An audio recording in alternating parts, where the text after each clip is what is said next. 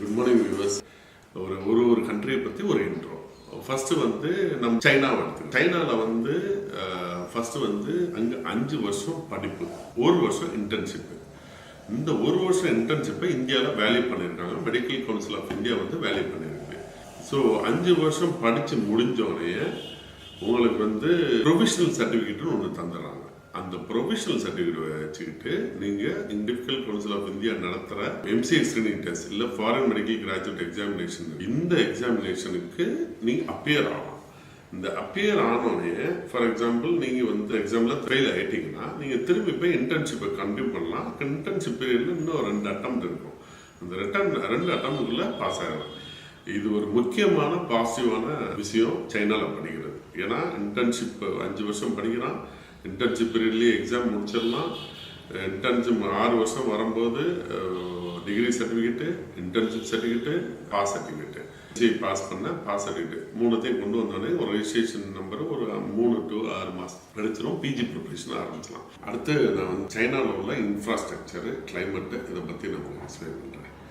சைனாவில் அப்படின்னா இன்ஃப்ராஸ்ட்ரக்சர்லாம் பிரமிக்கிற வைக்கிறவங்களுக்கு யூனிவர்சிட்டி இருக்கும்.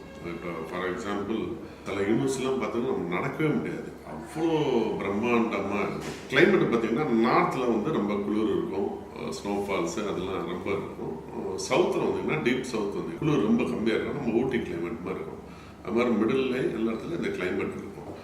ஸோ அப்புறம் மக்கள் ரொம்ப சிம்பத்தட்டிக்காக இருப்பாங்க. அவங்க மூஞ்சை பார்த்தாலே அப்படியே ஒரு சிம்பத்தட்டிக்காக இருக்கும். நம்ம சொல்லுவாங்கள்ல, ஒரு பாவமாக பார்க்குறாங்களே, ஒரு அன்போட அந்த இதெல்லாம் இருக்கும். ஸோ அவங்க மக்கள் ரொம்ப சாஃப்டாக இருப்பாங்க, ரொம்ப அந்யூன்யமாக பழகுவாங்க, ரொம்ப ஃப்ரெண்ட்லியாக இருப்பாங்க. ஸோ அந்த மாதிரி. அப்புறம் ஹாஸ்பிட்டல்ஸ் போன பேஷண்ட் அவுட் ஃப்ளோலாம் பயங்கரமாக இருக்கும். அங்கே அவ்வளோ இன்ஃப்ராஸ்ட்ரக்சர் அடிக்கடி மாற்றுவாங்க. அப்புறம் டே டு டே என்னென்ன இது மாறுதோ மெடிக்கல் ஃபீல்டில் அந்த எல்லாத்தையுமே அவங்க மாற்றிட்டே இருப்பாங்க. உங்களுக்கு நல்லா தெரியும் சைனா எவ்வளோ ஒரு வேர்ல்டில் இன்ஃப்ராஸ்ட்ரக்சர்லையும் சரி, பொருளாதாரத்துலையும் சரி, எவ்வளோ மாற்றங்களை ஒவ்வொரு கண்ட்ரிலையும் மாற்றுது. ஒரு பொருளாக இருந்தாலும் சரி, எல்லாத்தையும் மாற்றுறது. ஸோ அவங்க கண்ட்ரியில் எப்படி பண்ணுவான்னு நினச்சி பாருங்க. ஸோ எல்லாமே பயங்கர ஒரு ரீசன்ட் 10 இயர்ஸாக பயங்கரமாக இன்ஃப்ராஸ்ட்ரக்சராக இருக்கட்டும், காலேஜஸாக இருக்கட்டும், இங்கிலீஷ் ஸ்பீக்கிங்காக இருக்கட்டும், இன்டர்நேஷ்னல் ஃபேக்கல்ட்டிஸ்லாம் சில காலேஜஸ்லாம் ரொம்ப பிரமிக்கிற அளவுக்குலாம் கொண்டு வருவாங்க. இப்போ ஃபார் எக்ஸாம்பிள் சைனாவில் ட்ராவல் எப்படின்னா ஃபாஸ்டஸ்ட்டு புல்லட் ட்ரெயின் அங்கே இருக்குது. ஓகேங்களா, இப்போ ஷாங்காய் ஏர்போர்ட்லேருந்து சிட்டிக்கு வர்றது ஜஸ்ட் ஒரு 5 minutes தான். ஸோ அந்தளவுக்கு 525 km/h புல்லட் ட்ரெயின். ஸோ லென்த்தியாக இருக்கும். பீஜிங்லேருந்து நம்ம இங்கே வரணுமா அப்படின்னு சொல்லிட்டு ஜஸ்ட் ஒரு ½ hour உள்ள போயிடலாம். அந்த அளவுக்கு ஃபாஸ்டஸ்ட் ட்ரெயின் இருக்குது. ஸோ சைனாவை பொறுத்த வரைக்கும் என்ன சேஃபஸ்ட் பிளேஸ் டு ஸ்டடி 100%. யாருமே உங்களை எந்த இதுவுமே டிஸ்டர்ப் பண்ண, நைட் 2 மணிக்கு நம்ம பொம்பளை பிள்ளைங்க போனாலும் டிஸ்டர்பே பண்ணாத அளவுக்கு safest infrastructure, very good, excellent standard of education நல்ல தரமான கொடுக்குறாங்க.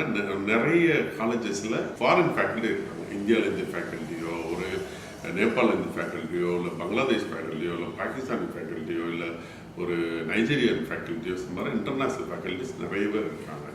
ஸோ இந்த வகையில் பார்த்தீங்கன்னா டாப் கேட்டகரியில் ஒரு சைனாவை நான் வெளிநாட்டில் படித்து முடிக்கிறதுல ஒரு இன்ஃப்ராஸ்ட்ரக்சரும் அகடமிக்கும் எல்லாம் சேர்ந்து ஒரு டாப் கேட்டகரியில் இருப்பேன்.